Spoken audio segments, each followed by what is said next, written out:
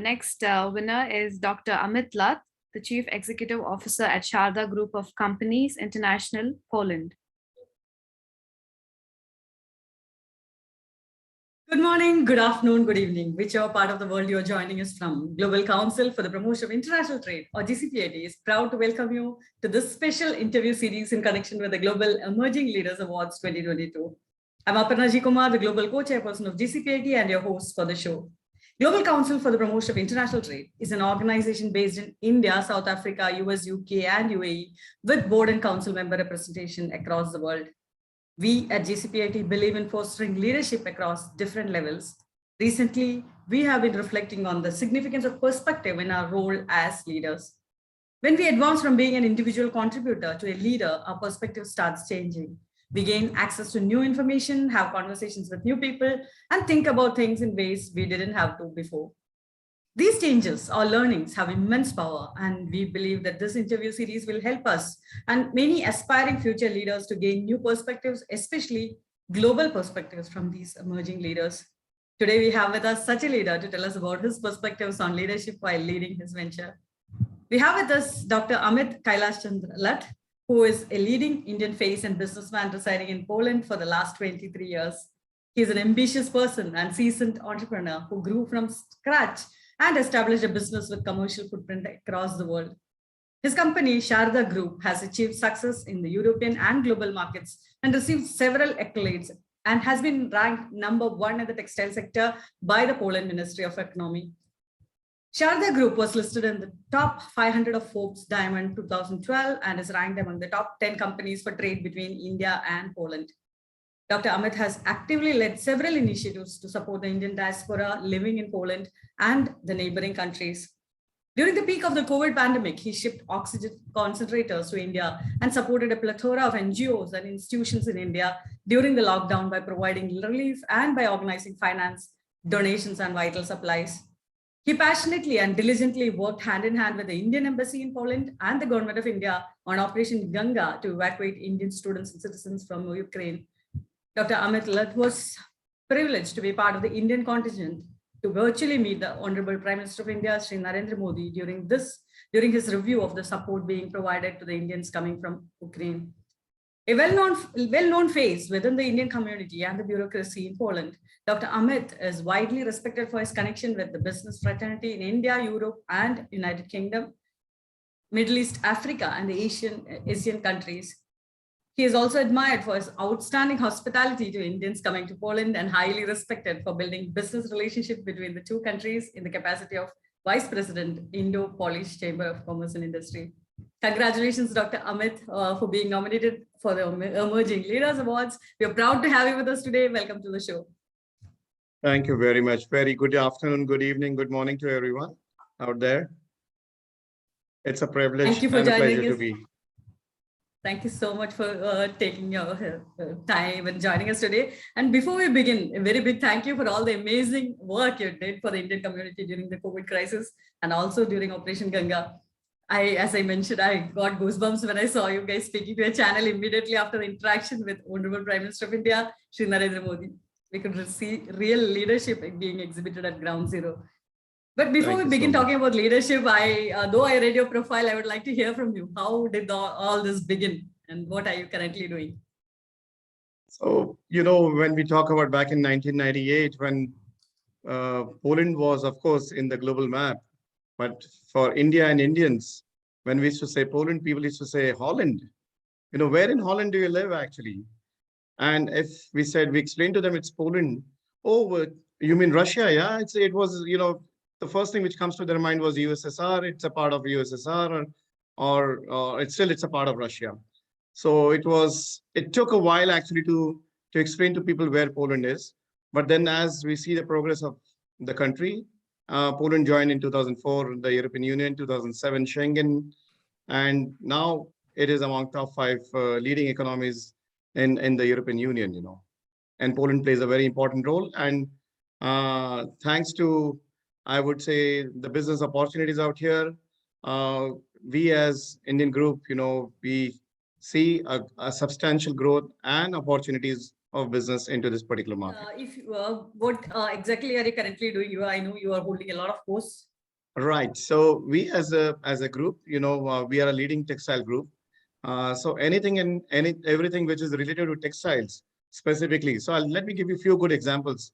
So we are typical raw material suppliers to the European industry, and across Europe we almost service 1,000 plus companies, manufacturing companies.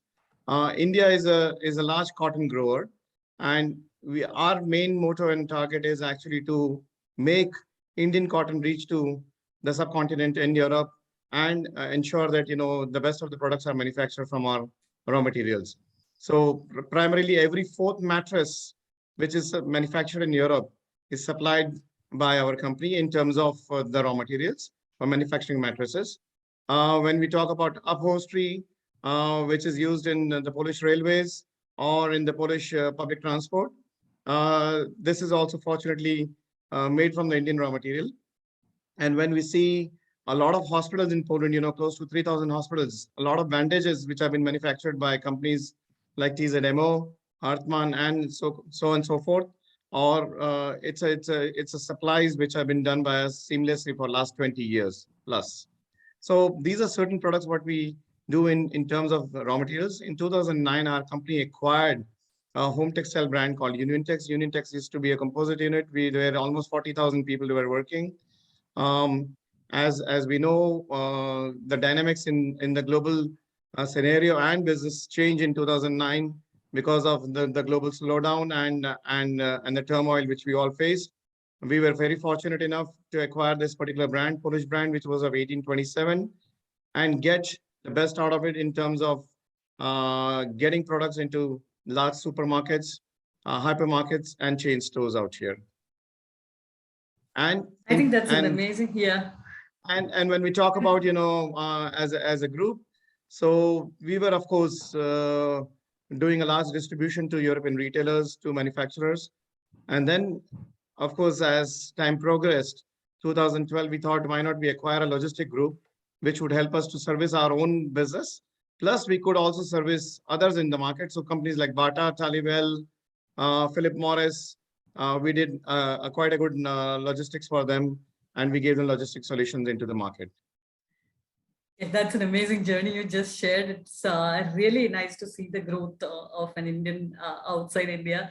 And if you had to pick 4 or 5 words or short phrases to describe how a successful leader in a global environment operates or behaves, what would they be?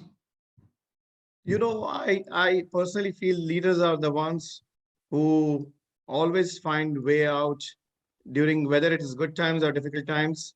Uh, we need to be innovative. We need to think ahead of how the business can be done. That's one. Second, need to motivate your team throughout the journey, and appreciate them of what has been done and what can be done actually. And not only this, besides that, a true leader is who keeps values in mind before we take or make any decisions. So it should be a combined decision of your team who is a part of the success story, besides any business which is there. And I could see that clearly in our group also. We have people who are working with us in Poland for last 21, 22 years, right from the day of the inception of company, I would rather put it this way. So there is something which we are doing right, I probably feel, and that could be the simple reason. They are with us and we are with them. And humility is another quality of a great leader. I totally agree with you. And how I can see how humble you are. That's what I meant. How would you describe the differences in the organization and culture between a global environment and a more local or regional environment? When we talk about Poland as such, see, Poles are quite a family oriented community, very similar to Indians, and their family bondings and their values are quite same. Uh, when we talk about work culture, of course, to adapt to certain cultures, certain changes, and thought process of how India and Indians work, it's quite easy for them to understand that in certain aspects. What we do is normally, if any team member who joins us, I think it's a must and obligatory for them to have a couple of visits to India. Of course, besides pandemic, it was easier for them to travel and to understand how the entire process and the company and the organization works. And this easily helps them to adapt to a particular system and vice versa.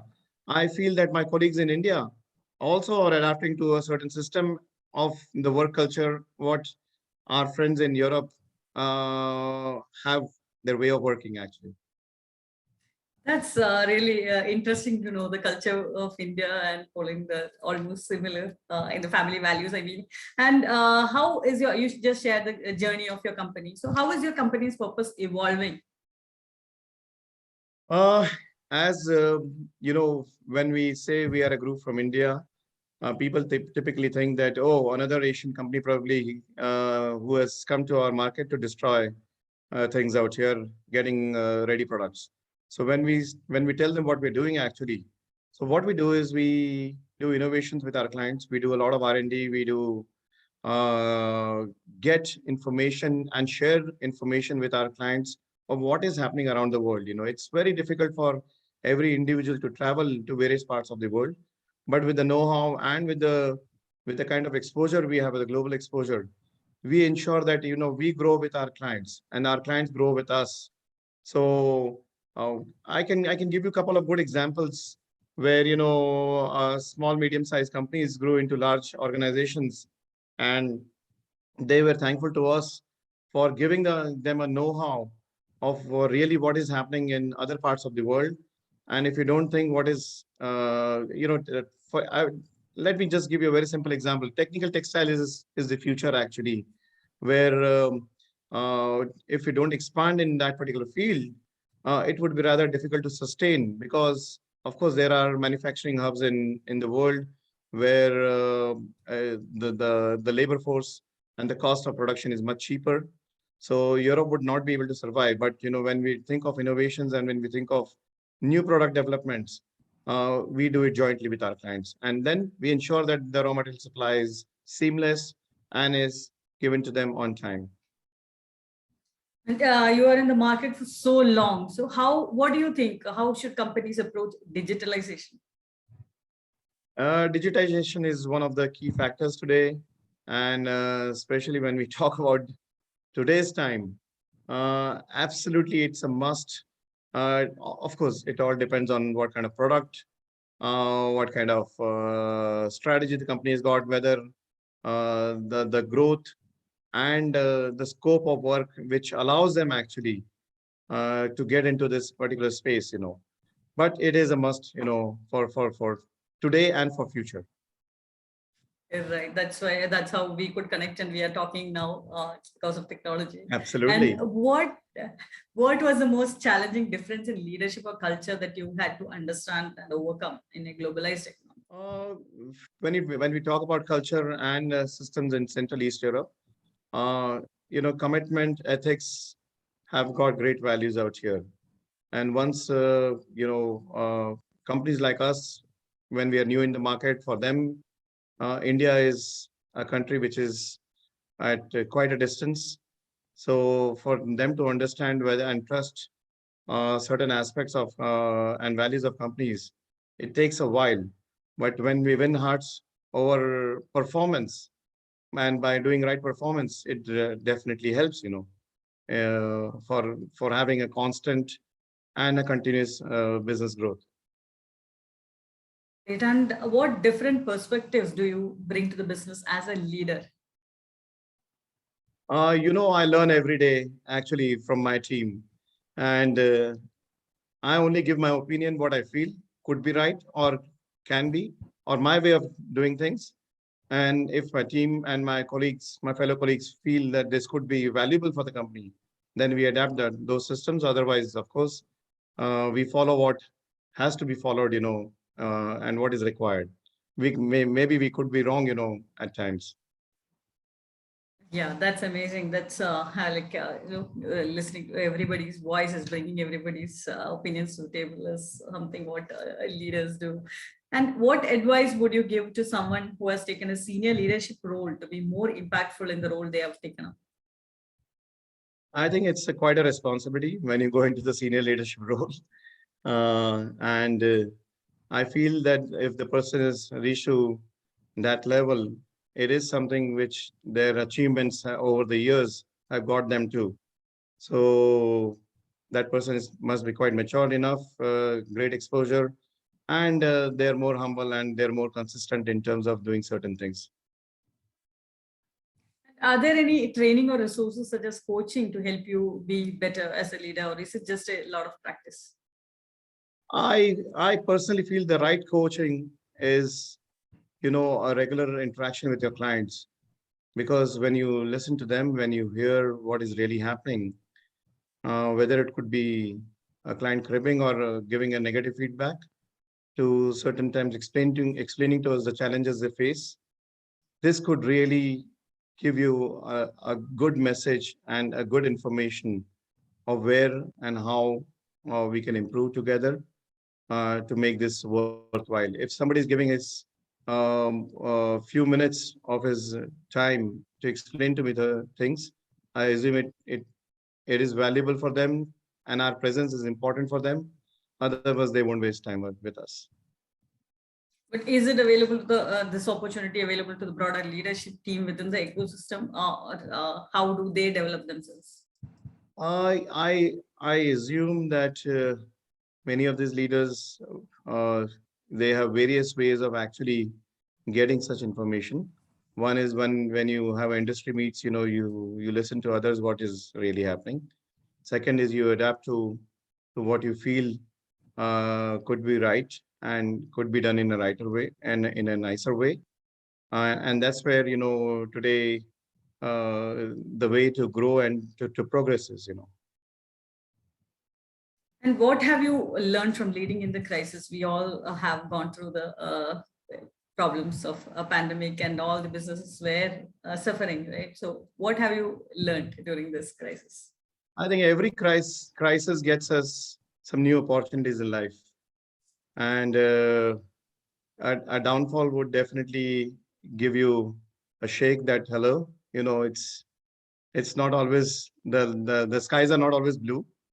There could be a darker moment, but, be tough in terms of what you're doing, be focused to what we are doing, and always contingency plans certain times you have in mind. But there are certain force majeure clauses or situations like this, what we've been seeing last 2-3 years specifically. And how do you promote diversity, equity, and inclusion in the workplace as a leader? See, diversity is unity, I feel, and it's extremely important to be united. Of course, everyone has their different opinions, but to reach out to a right conclusion by right debates and discussions definitely helps us.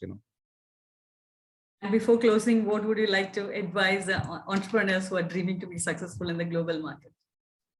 I personally feel, my message to people who are listening to this conversation would be Central East Europe is the future market. And many of them, they personally feel that, and companies are mainly focusing on mainland Europe. But it's high time that, we look into these markets. And especially when Ukraine is going to build in a larger way, Poland is going to play a very important role. And if any which way we can support them as Indo-Polish Chamber of Commerce or Europe-India Chamber of Commerce, we would be happily doing so.